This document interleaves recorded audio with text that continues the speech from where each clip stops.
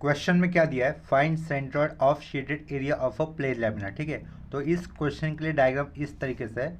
ये complete diagram lies in the first quadrant. यहाँ पर एक्स एक्सिस, ये वाई एक्सिस दिखा है। और ये डायग्राम अगर हम लोग देखते हैं तो इसके अंदर स्टैंडर्ड शेप कितना है, तो पहले ये ऑब्जर्व कर लेंगे। तो पहले सबसे पहले एक स्टैंडर्ड शेप हमें दिखाई दे रहा है, ये सेमी सर्कल का, जिसे हमें ये जो ट्रेपेजियम दिख रहा है उससे सब्ट्रैक्ट करना होगा।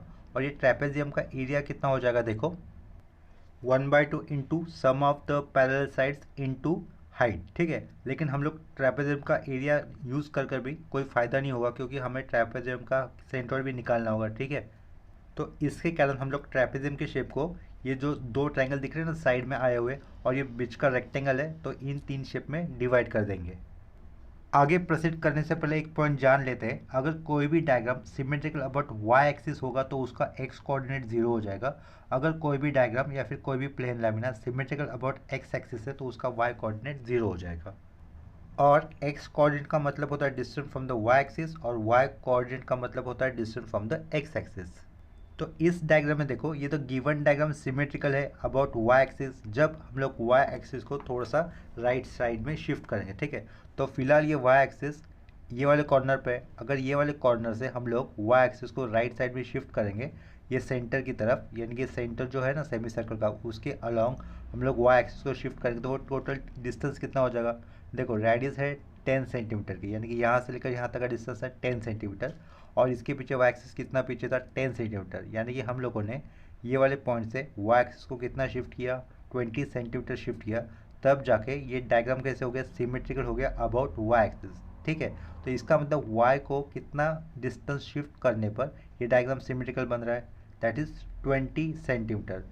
इसका मतलब वाई एक्सिस से सेंट्रल डिस्टेंस कितना होगा, सेंट्रल डिस्टेंस कितना होगा वाई एक्सिस से, यानी कि एक्स कोऑर्डिनेट कितना हो जाएगा 20 सेंटीमीटर। ठीक है, तो हमें ये डायग्राम जब वाई एक्सिस को थोड़ा सा शिफ्ट करेंगे तो सिमेट्रिकल हो जाएगा ना, तो इसके कारण हमें एक्स कोऑर्डिनेट अलग से कैलकुलेट करके दिखाने की ज़रूरत नहीं होगी। बाय जस्ट लॉजिक हम लोग इसको कंसेप्ट में लिख लेंगे एक दो पॉइंट में।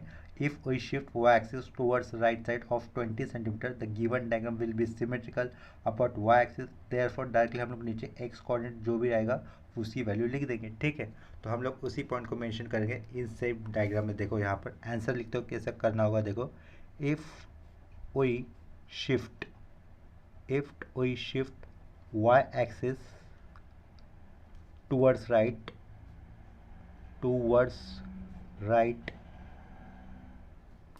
of 20 centimeter, right, towards right of 20 centimeter, given diagram becomes, या फिर given plane lamina becomes, given plane lamina becomes symmetrical about y axis। ठीक है, और वाई एक्सिस से डिस्टेंस, यानी कि देखो यहाँ से वाई एक्सिस कितना शिफ्ट किया हम लोगों ने, 20 सेंटीमीटर शिफ्ट किया। तब जाके इस कंप्लीट डायग्राम का सी जी कहाँ पर रहेगा, उस वाई एक्सिस पे रहेगा, राइट। तो इसका मतलब उसका एक्स कोऑर्डिनेट कितना होगा इस एक्चुअल डायग्राम का, जब वाई एक्सिस इसी जगह पे होगा, तो दैट इज़ 20 सेंटीमीटर। ठीक है, if we shift Y axis towards right of 20 centimetre, given plane lamina becomes symmetrical about Y axis. Therefore directly हम लोग लिख सकते हैं, देयरफॉर एक्स कोऑर्डिनेट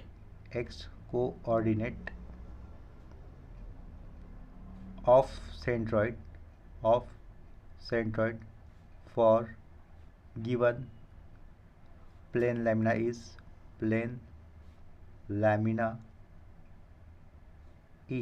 कितना रहेगा, X bar equal to directly वो हो जाएगा 20 सेंटीमीटर। ठीक है, इतना क्लियर हो गया।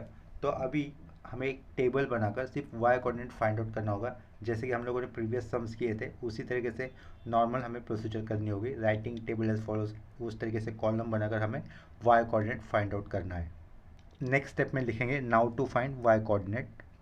Now to find Y coordinate, यानी कि क्या होता है, distance from the X axis. Now to find Y coordinate of centroid. ठीक है, ऑफ सेंट्रॉइड। नेक्स्ट स्टेप में हमें लिखना होगा राइटिंग टेबल एज फॉलोज, और उसके बाद एक टेबल बनाना होगा। ठीक है, तो हम लोग लिखेंगे यहाँ पर राइटिंग टेबल एज फॉलोज। ठीक है, इतना लिखा। राइटिंग टेबल एज फॉलोज लिखने के बाद हमें पहला कॉलम लिखना होगा सीरियल नंबर के लिए, ये सीरियल नंबर के बाद लिखेंगे हम लोग शेप लिखने के बाद लिखा एरिया, ठीक है। ये सारे यूनिट सेंटीमीटर में, यहाँ पे मैंने यूनिट मेंशन नहीं किया, सिर्फ नंबर लिखे, लेकिन आप लोग कंसिडर करो ये सारे यूनिट्स क्या रहेंगे, जिस इस अलग अलग शेप के सेंटीमीटर ही रहेंगे, ठीक है। तो एरिया आएगा अपना सेंटीमीटर स्क्वायर में, ये AI लिखा, एरिया रहेगा अपना सेंटीमीटर स्क्वायर। एरिया लिखने के बाद हमें कोऑर्डिनेट लिखना है, कोऑर्डिनेट हमें सिर्फ अभी वाई कोऑर्डिनेट ही लिखना होगा हर एक शेप का। तो यहाँ पे मैंने क्या लिखा, YI लिख दिया, जिसका यूनिट रहेगा सेंटीमीटर। और लास्ट वाला कॉलम होगा अपना AIYI के लिए, तो उसका यूनिट हो जाएगा सेंटीमीटर क्यूब, ठीक है। इतना क्लियर हो गया। तो ये जो भी हम लोगों ने कॉलम्स लिखे हैं उसको एक टेबल में प्रॉपरली पेंसिल से सेपरेट करके एक नॉर्मल टेबल बनाएंगे। तो सबसे पहले सीरियल नंबर 1 में हम लोग एरिया लेंगे रेक्टेंगल का। तो ये सीरियल नंबर 1 में एरिया लिया या फिर शेप लिया रेक्टेंगल का, ठीक है। रेक्टेंगल वर्टिकल है, जिसका लेंथ कितना है, ये 30 सेंटीमीटर का लेंथ दिख रहा है, और विड्थ इतनी है 20। तो 20 इंटू 30 करने पर एरिया कितना आ जाएगा, 3 2 6 और 2 0 यानी कि 600। ये 600 यूनिट सेंटीमीटर स्क्वायर रहेगा एरिया रेक्टेंगल का। अभी इस रेक्टेंगल का हमें निकालना है एक्स कोऑर्डिनेट यानी कि distance from the Y axis, जो कि कितना होगा, 20 ही होगा, ठीक है। लेकिन एक्स कोऑर्डिनेट हमें सॉल्व करने की ज़रूरत ही नहीं, क्योंकि हम लोगों ने पूरे कंप्लीट डायग्राम का एक्स कोऑर्डिनेट ऑलरेडी निकाल दिया। देखो यहाँ पर X bar equal to 20 centimetre, इसका मतलब हमें सिर्फ हर एक शेप रहेगा उसका सिर्फ वाई कोऑर्डिनेट निकालना है, यानी कि distance from the X axis निकालना, ठीक है। तो देखो सिर्फ रेक्टेंगल का अगर हम लोग ऑब्जर्व करते हैं तो उसका एक्स एक्सिस से डिस्टेंस कितना हो जाएगा, 30 के हाफ, दैट इज़ 15 सेंटीमीटर, ठीक है। और ये ऊपर की तरफ जाएगा तो वो कैसे रहेगा, प्लस होगा, ठीक है। तो इसके कारण यहाँ पे क्या लिखना है, हमें सिर्फ 15 सेंटीमीटर लिखना है। इतना क्लियर हो गया। नेक्स्ट स्टेप में अभी हम लोग सेकेंड शेप लेते हैं ट्रायंगल का। ये लेफ्ट साइड में जो ट्रायंगल आया ना इस ओरिएंटेशन में, तो ये वाला ट्रायंगल ले लिया। इसका एरिया कितना होगा इस ट्रायंगल का, बेस कितना है, हाफ है, सॉरी बेस है 10 है, और ये हाइट कितनी है 30। तो 30 इंटू 10 करेंगे, उसको इंटू 1/2 करेंगे। तो 30 इंटू 10 करने पर होगा 300, 300/2 करने पर होगा 150। वो ऐड ही करना है, शेडेड एरिया के अंदर इस ट्रायंगल के एरिया को ऐड करना होगा। तो ट्रायंगल का एरिया आता है 150। अभी उसका वाई कोऑर्डिनेट यानी कि distance from the X axis. देखो एक्स एक्सिस से ऊपर की तरफ जाते वक्त क्या कहा, एक्स एक्सिस से ऊपर की तरफ जाते वक्त ट्रायंगल का ये पहला वाला बेस जो है साइड आता है, वो बेस एक्स एक्सिस के ऊपर ही प्लेस किया हुआ है, राइट। अगर ये बेस है तो उसके सामने वाला पॉइंट क्या कहेंगे हम लोग, एपेक्स कहेंगे। एपेक्स कितना दूर है बेस से, 30 सेंटीमीटर दूर है। तो बेस से CG निकालते वक्त वो बेस से कितना ऊपर होता है CG, 1/3 ऑफ हाइट, कितना 1/3 ऑफ हाइट। तो 1/3 इंटू हाइट करेंगे तो वो कितना हो जाएगा 10 सेंटीमीटर, यानी कि Y coordinate that is distance from the X axis कितना आ जाएगा 10 सेंटीमीटर, ठीक है। तो यहाँ पर क्या लिखेंगे हम लोग, 10 सेंटीमीटर लिख देंगे सिंपली। इसके बाद अभी दूसरा वाला हमें ट्रायंगल कंसिडर करना होगा राइट साइड में आया हुआ, जिसको हम लोग लिखेंगे सीरियल नंबर 3 में। शेप इस तरीके से ड्रॉ करेंगे उस ट्रायंगल का। उसका भी एरिया सेम रहेगा। देखो हाइट तो कितनी है 30 है, बेस 10 है, 30 इंटू 10 300/2 करना होगा। तो इसका एरिया कितना आ जाएगा 150। अभी वाई कोऑर्डिनेट निकालना है, यानी कि distance from the X axis. तो नीचे से ऊपर की तरफ जाते वक्त या फिर एक्स एक्सिस से ऊपर की तरफ जाते वक्त ट्रायंगल का पहला हिस्सा कौन सा आता है, ये बेस वाला आता है, और जो कि एक्स एक्सिस पे ऊपर प्लेस है। तो ये बेस है, उसके सामने वाला पॉइंट एपेक्स है। तो बेस और एपेक्स के बीच का शॉर्टेड डिस्टेंस यानी कि परपेंडिकुलर डिस्टेंस क्या कहते हैं हम लोग उसको, हाइट कहते हैं, ठीक है।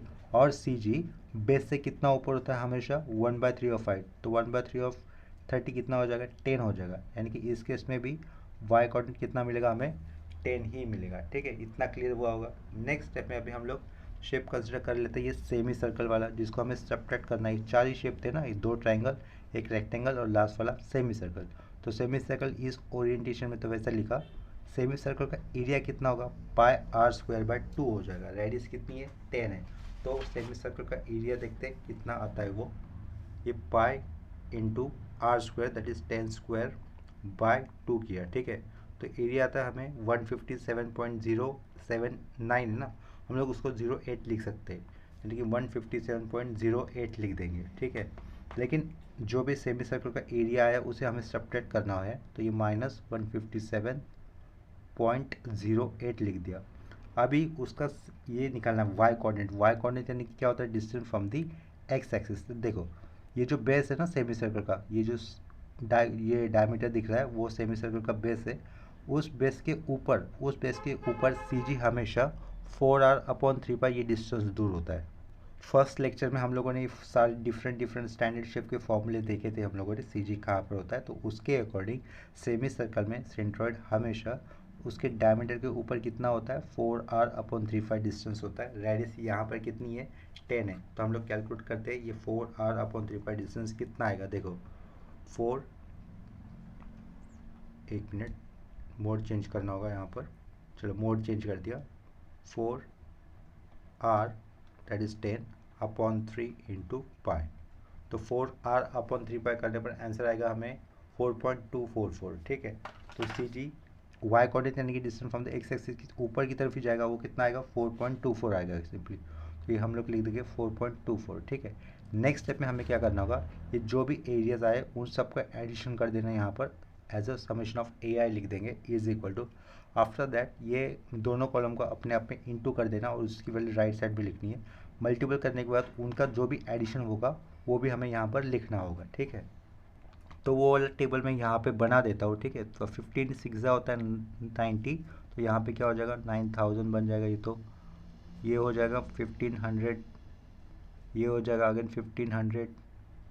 इसको मल्टीपल करना होगा लास्ट वाले कॉलम में आए हुए नंबर्स को, उसकी वैल्यूज होगी -666.06.02 हो जाएगी। ठीक है, समेशन ऑफ ये क्या लिखा, ए आई वाई आई लिख दिया इक्वल टू। तो इसका एडिशन करने पर देखते हैं आंसर कितना आता है। ये 9000 प्लस 3000 कर दिया डायरेक्टली, दोनों का ऐड कर दिया, -666.02। ठीक है, तो एरिया आएगा 11,333 यानी कि 11,333.98। ठीक है, इसके बाद हमें सिर्फ वाई कोऑर्डिनेट निकालना है यानी कि distance from the X axis निकालना है। तो देयरफॉर वाई कोऑर्डिनेट के लिए फॉर्मूला क्या रहेगा, summation of A I Y I upon summation of A I. ठीक है, इज इक्वल टू ये वैल्यू कितनी हो रही है 11,333.98 अपॉन में summation of A I, that is उसको कैलकुलेट ही नहीं किया था तो उसको भी कैलकुलेट करना होगा। समेशन ऑफ ए आई कितना आता है, वो 900 माइनस 157.08। ठीक है, वो कैलकुलेट करने पर हमें मिलेगा 742.92। ठीक है, तो अपॉन में क्या लिखना होगा 742.92। ठीक है, तो इक्वल टू करने पर देखते हैं इसका आंसर कितना मिलेगा हमें, 11,333.98 डिवाइडेड बाय 742.92। ठीक है, तो इसका आंसर कितना आएगा 12.255 ना। तो हम लोग इसको सिंपली 12.26 लिख सकते हैं, सॉरी 12 नहीं 15.26 लिख सकते हैं। ये 15.26 यूनिट क्या होगा, सेंटीमीटर रहेगा। ठीक है, तो इसका मतलब ये जो भी डायग्राम था उसका एक्स कोऑर्डिनेट कितना मिलेगा हमें 20 सेंटीमीटर और वाई कोऑर्डिनेट कितना मिलेगा 15.26 सेंटीमीटर। देयरफॉर हम लोग लास्ट में लिख सकते हैं जी यानी कि सेंट्रॉइड क्या आएगा, पहला तो 20, 15.26 ब्रैकेट के बाहर क्या लिखेंगे हम लोग, सेंटीमीटर। ठीक है, तो यहाँ पर ये फर्स्ट वाला क्वेश्चन का जो भी शेडेड एरिया था उसका सेंट्रॉइड निकालने वाला काम हमारा हो गया, यानी कि ये फर्स्ट क्वेश्चन कंप्लीट हो गया। इस क्वेश्चन के बाद सेंट्रॉइड, इस टॉपिक के ऊपर हम लोग सेंट्रॉइड का एक आखिरी क्वेश्चन लेंगे।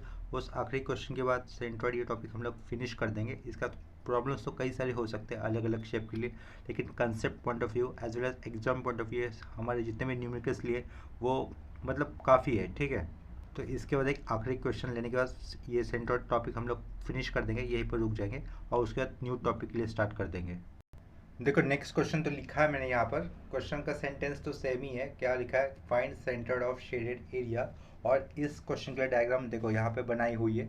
Diagram completely lies in first quadrant, जिसके डायमेंशन देखो इस तरीके से।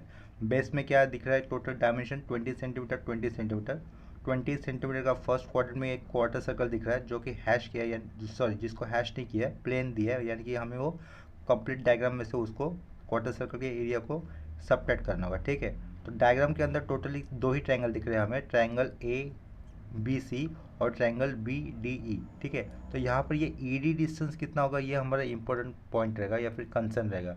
अगर एक बार हमें ई डी डिस्टेंस मिल जाएगा तो हम लोग area of triangle B D E निकाल सकते हैं और उसके एक्स कोऑर्डिनेट वाई कोऑर्डिनेट भी निकाल सकते हैं, लेकिन हमें लेंथ ईडी नहीं पता, ठीक है। तो हमें अलग से लेंथ ईडी कैलकुलेट करने के लिए थोड़ा सा सिंप्लीफिकेशन करना होगा या फिर कैलकुलेशन करना होगा। यहाँ पर एक गलती क्या हो सकती है मोस्ट ऑफ द स्टूडेंट्स से, कि वो लोग ईडी के डिस्टेंस को 20 सेंटीमीटर कंसिडर कर सकते हैं, ठीक है। भले आपको लोगों को डायग्राम उसके जैसे दिखेगा, यानी कि ईडी क्लोज टू 20 सेंटीमीटर दिखाई देगा, तो कोई कोई क्या कर लेगा, डायरेक्टली ईडी को 20 सेंटीमीटर मार लेगा, तो उस स्टूडेंट का ये वाला क्वेश्चन गलत हो सकता है, ठीक है।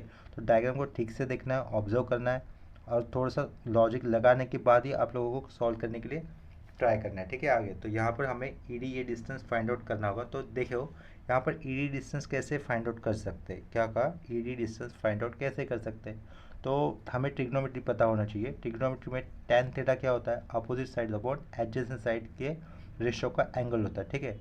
तो यहाँ पर अगर हम लोगों को एंगल ए बी सी, क्या कहा, अगर हमें एंगल ए बी सी मिल जाता है, तो एंगल ए बी सी का मतलब क्या हो जाएगा, एंगल डी ई बी हो जाएगा, क्योंकि डी ई बी और ये ए बी सी एंगल कैसे अल्टरनेट एंगल है, यानी कि वो जेड बना रहे हैं। जो भी एंगल जेड बनाते हैं वो हमेशा इक्वल ही होता है, ठीक है। यानी कि पैरेलल लाइंस का अगर कोई भी ट्रांसवर्सल होता है तो अल्टरनेट एंगल इक्वल ही होते हैं, राइट। तो इसका मतलब अगर मुझे एंगल ए बी सी मिल जाता है तो angle A B C is equivalent to angle D E B, ठीक है। तो ट्रायंगल डी ई बी के अंदर अगर हम लोगों को ये अंदर वाला एंगल मिल जाता है तो हम लोग वहाँ पर ट्रिग्नोमेट्री यूज़ कर कर लेंथ ई डी निकाल सकते हैं। तो पहला कंसर्न ये होना चाहिए कि हम लोग एंगल बी कैसे निकाल सकते हैं, एंगल बी यानी कि एंगल ए बी सी कैसे निकाल सकते हैं। तो देखो यहाँ पर हम लोग शुरुआत करेंगे। इन ट्रायंगल क्या लिख दिया, इन ट्रायंगल ए बी सी लिखा, right. In triangle A B C, in triangle A B C length A C कितना दिख रहा है हमें, A C is equal to what 50 centimetre लिख दिया। और बी सी कितना दिख रहा है, B C is equal to what 40 centimetre, ठीक है। तो हम लोग क्या लिख सकते हैं, देयरफॉर क्या लिखा, tan थीटा लिख दिया। tan थीटा को हम लोग ऐसा मान लेते हैं, एंगल ए बी सी मान लेते हैं, ठीक है। tan थीटा को क्या मान लिया, एंगल ए बी सी। तो एंगल ए बी सी कितना होगा या फिर tan थीटा कितना होगा, अगर हम लोग इसको थीटा मान रहे हैं तो opposite up side upon adjacent side, opposite side कितनी है ए सी, एडजेसेंट साइड कितनी है B C, that is B C लिख देंगे। ए सी कितना था 50 था, बी सी कितना था 40 था, ये 0 0 कैंसिल 5.4, यानी कि थीटा कितना हो जाएगा डायरेक्टली tan इनवर्स ऑफ 5/4, ठीक है। तो इसको कैलकुलेट करके देखते हैं थीटा का वैल्यू कितना आता है वो। देखो कैलकुलेट करने पर हमें थीटा की वैल्यू मिलेगी 51.34, 51.34 डिग्री लिख दिया, ठीक है। इतना हो गया कम। तो ये वाला अंदर वाला एंगल कितना है 51.34 आया, सॉरी। तो इसका मतलब ये एंगल डी ई बी भी कितना होगा, सेम ही होगा 51.34, since angle D E B equal to या फिर congruent to angle A B C, ठीक है। रीजन देगा अंदर अल्टरनेट एंगल्स, ठीक है। Therefore angle D E B कितना हो जाएगा 51.34 डिग्री हो जाएगा, ठीक है। इतना क्लियर हो गया। नेक्स्ट स्टेप में अभी देखो, अभी हम लोग छोटा वाला ट्रायंगल कंसिडर करेंगे, in triangle B D E, ठीक है। तो बी डी लेंथ कितना है 20 सेंटीमीटर दिया हुआ है उन्होंने, एंड ई डी लेंथ निकालना है ना, तो उसी के अंदर एंगल भी लिख लेते हैं हम लोग, डी ई बी कितना है 51.34। अभी देखो इस एंगल की बात चलेगी, यानी कि ये 51.34 इस एंगल की बात चलेगी, यानी कि इसको हम लोग कंसर्न करेंगे। तो क्या लिखेंगे हम लोग, angle D E B is equal to opposite side upon adjacent side. Opposite side कितनी है बी डी है, और एडजेसेंट साइड कितनी है ई डी है, ठीक है। इक्वल टू क्या रहेगा, इक्वल टू क्या होगा, tan ऑफ जो एंगल है वो, ठीक है। वो एंगल कितना था, tan ऑफ 51.24, 51.34 था एक्चुअली, 51.34, और यहाँ पर ये इक्वल टू पुट कर दिया, ठीक है। यहाँ पर ये इक्वल टू पुट कर दिया। नेक्स्ट स्टेप में क्या होगा, हम लोग डायमेंशन या फिर वैल्यूज पुट कर देंगे। लेफ्ट साइड में कितना है tan ऑफ 51.34, ये बी डी कितना था, बी डी 20 सेंटीमीटर, और नीचे ई डी निकालना था, ठीक है। हम लोग यहाँ से ई डी निकाल सकते हैं। देखो ई डी कितना होगा, E D is equal to 20/tan of 51.34, ठीक है। तो देखते हैं इसको ई डी की वैल्यू कितनी आती है, वो 20/tan ऑफ 51.34, ठीक है। 51 पुट करना था, गलती से यहाँ पर 54 आ गया था, 51। तो आंसर कितना आएगा, 16 आ जाएगा, एग्जैक्टली कितना, 16।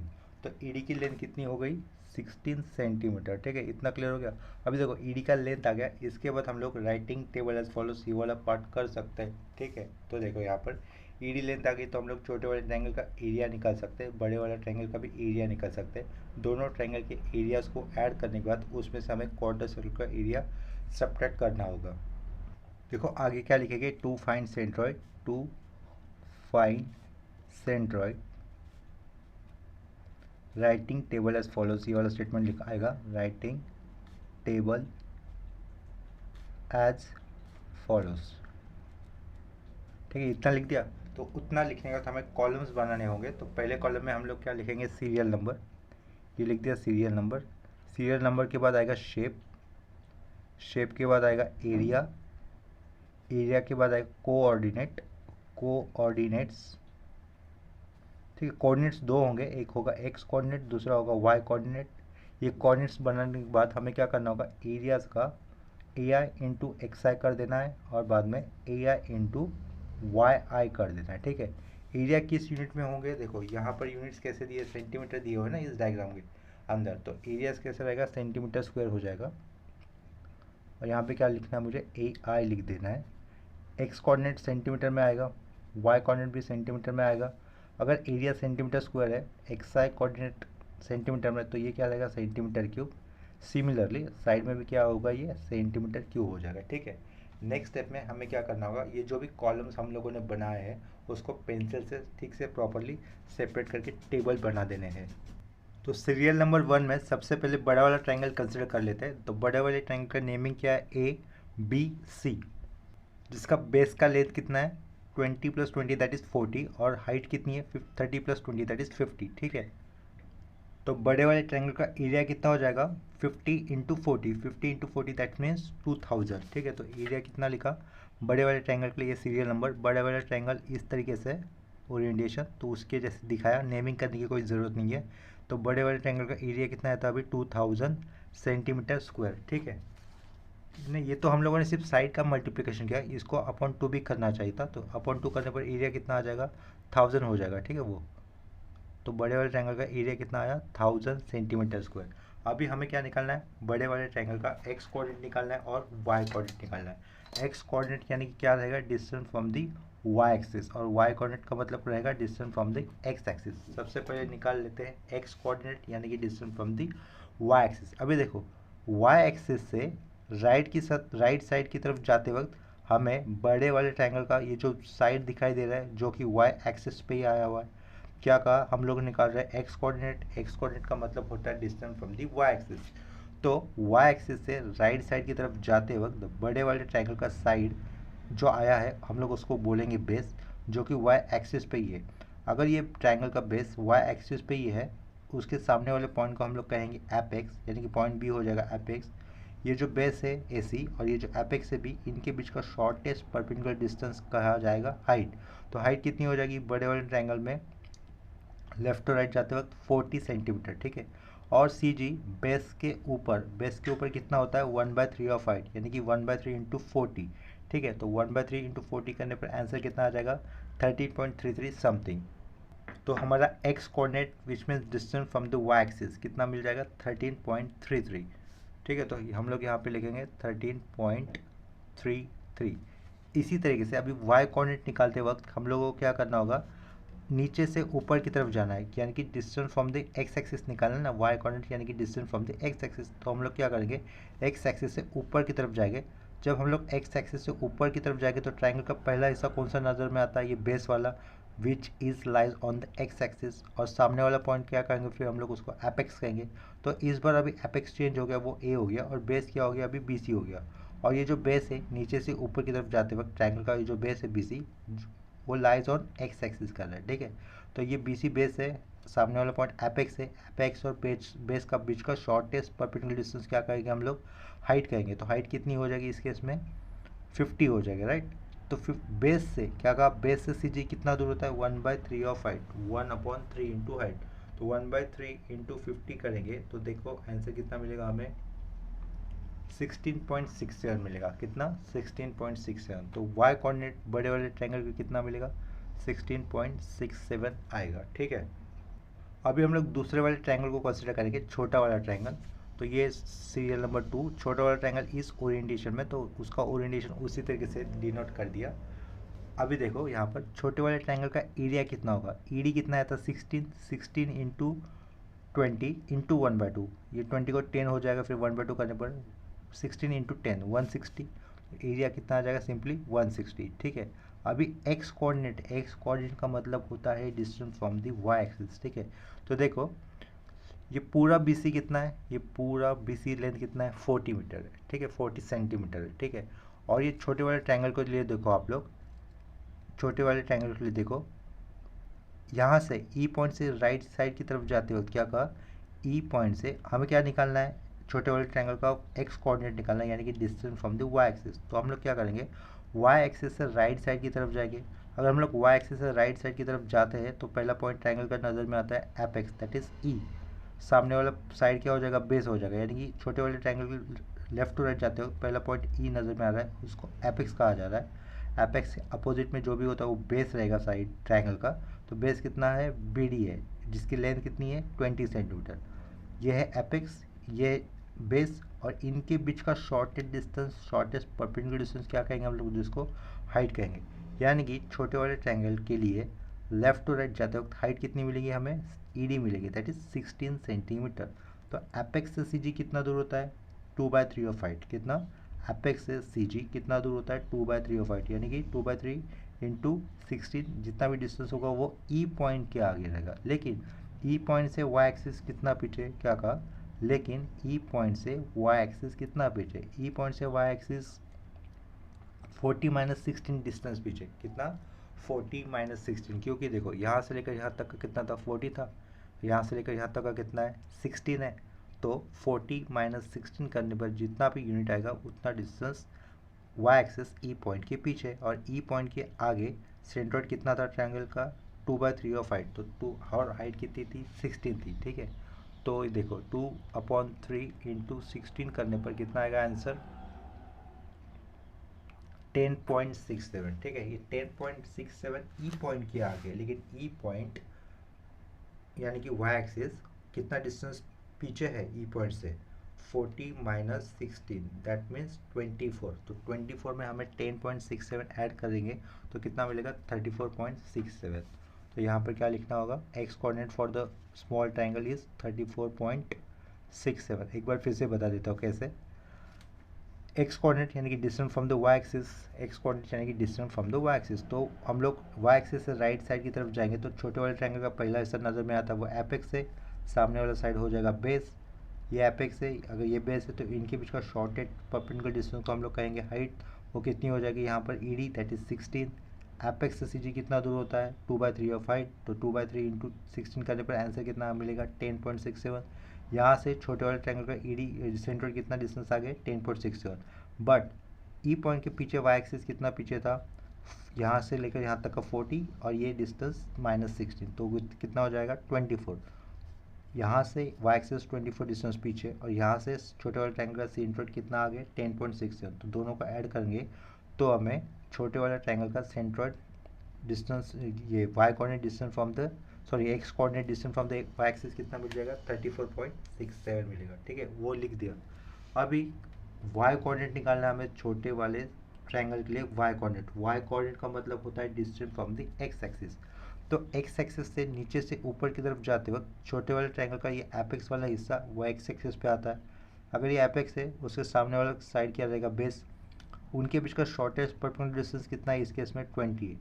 एपेक्स से CG कितना दूर होता है? 2/3 ऑफ हाइट, यानी कि 2/3 इंटू 20 करेंगे। तो 2/3 इंटू 20 करने पर जितना भी डिस्टेंस होगा वो हमारा हो जाएगा Y coordinate for the small triangle. ठीक है, Y coordinate which means distance from the X axis. ठीक है, वो कितना हो जाएगा? देखो 2/3 इंटू 20, वो आ जाएगा हमें 13.33। तो हमें यहाँ पे लिखना होगा 13.33। अभी सेमी सर्कल के एरिया को हमें सब्ट्रैक्ट करना होगा। ठीक है, तो सेमी सर्कल नहीं हो, क्वार्टर सर्कल है, तो क्वार्टर सर्कल के एरिया को हमें सब्ट्रैक्ट करना होगा। तो क्वार्टर सर्कल सीरियल नंबर 3 में पुट कर दिया, और उसका शेप भी दिखा दिया क्वार्टर सर्कल का। क्वार्टर सर्कल का एरिया क्या रहेगा, देखो पाई आर स्क्वायर बाय 4 होगा और रेडियस कितनी है 20 सेंटीमीटर है। तो देखो पाई लिखा, radius that is 20 square upon 4, pi R square by 4 करने पर आंसर कितना मिलेगा हमें 100 पाई, दैट मीन्स 314.16 लिखेंगे। 314.16 लिखेंगे, एरिया को माइनस करना होगा क्योंकि वो सब्ट्रैक्ट करना है हमें, ठीक है। तो -314.16 लिखा, -314.16 लिख दिया। इसके बाद हमें क्या निकालना है, क्वार्टर सर्कल जो भी है वो उसके सेंट्रोइड निकालना है। वो कहाँ से निकालना है, एक्स एक्सिस और वाई एक्सिस से निकालना है। तो देखो ये वाला साइड क्वार्टर सर्कल का, ये वाला साइड वाई एक्सिस पे ही है।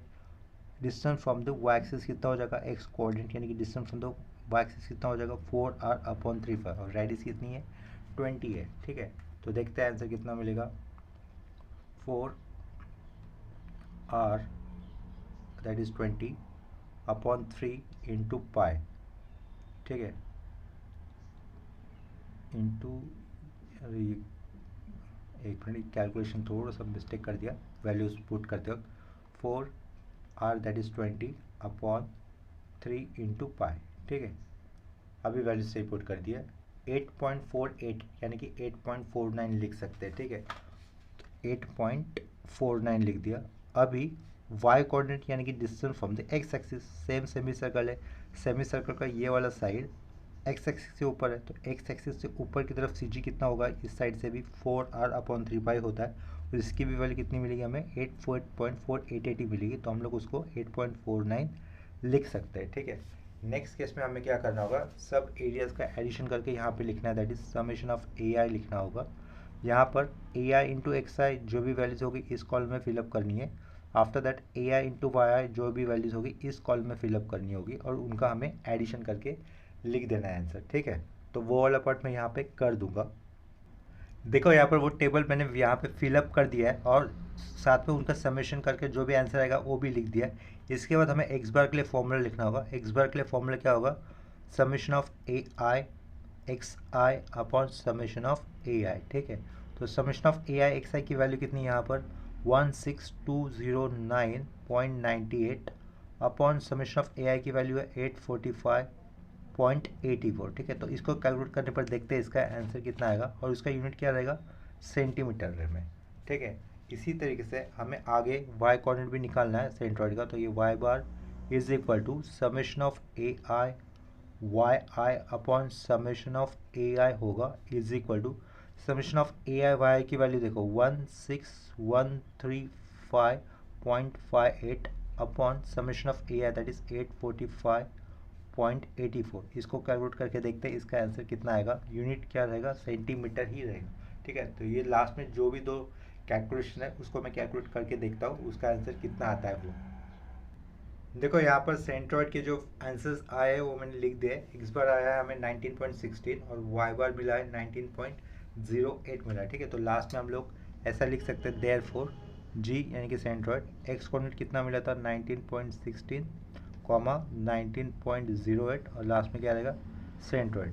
This is required coordinates of the centroid.